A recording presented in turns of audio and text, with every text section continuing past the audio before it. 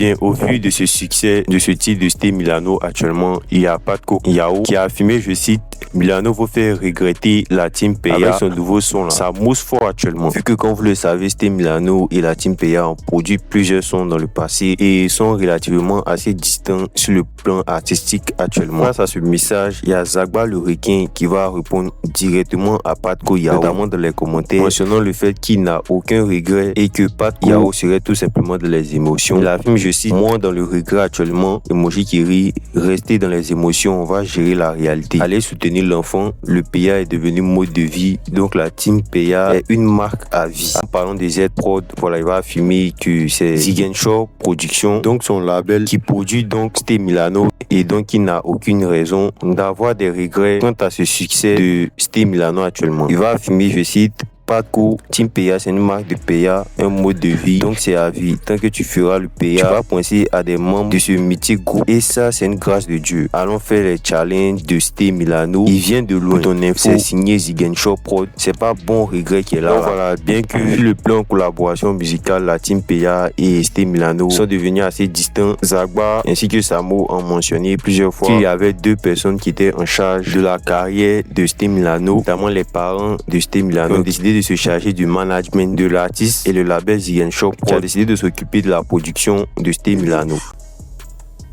Je pense qu'il doit être son père actuellement.